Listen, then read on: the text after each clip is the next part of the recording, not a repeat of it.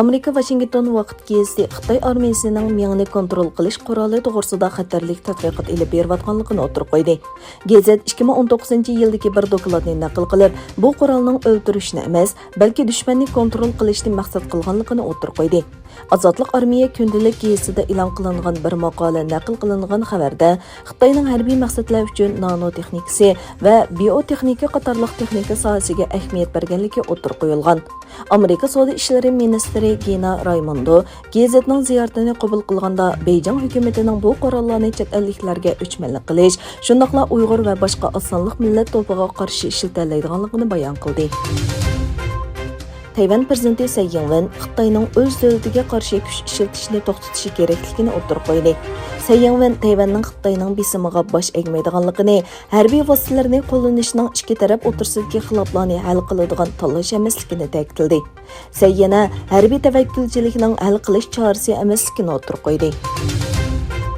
Germaniya hukumatining bayonotchisi xabarlar Yevropa komitetining yadro energiyasini yeshil energiya deb qarash haqidagi fikrni qabul qilmaydiganligini, Germaniya hukumatining yadro energiyasini yeshil energiya deb baholash masalasini o'z ichida muzokara qiladiganligini bildirdi. Xitoyning tashqi qarzi 2021 yil 9-oyning oxirlari 2 trillion 700 milliard dollarga yetib borgan. Xitoy davlatlik tashqi perovod boshqarish idorasining muavin boshlig'i Wang Junying o'tgan juma kuni e'lon qilgan bayonotida bildirishicha, bu 2 trillion 700 milliard dollarlik tashqi qarzning 47% uning o'rta va uzun muddatli qarzi ekan.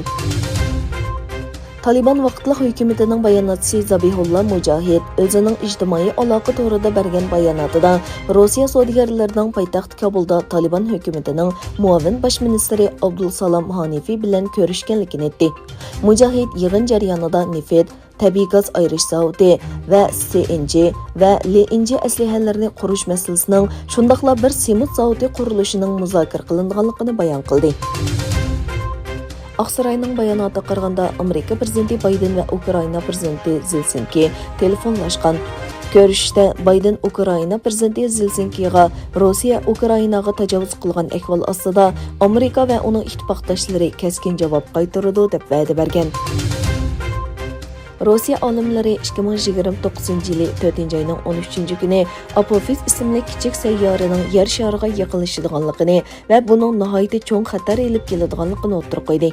Olimlar meteoritning yer shariga 35700 kilometr yiroqlikda va sekin o'tga 7,42 kilometrlik tezlikda urinib o'tadiganligini, agar yer shariga so'qilsa, cho'ng buzg'unchilikni keltirib chiqaradiganligini o'ttirib qo'ydi.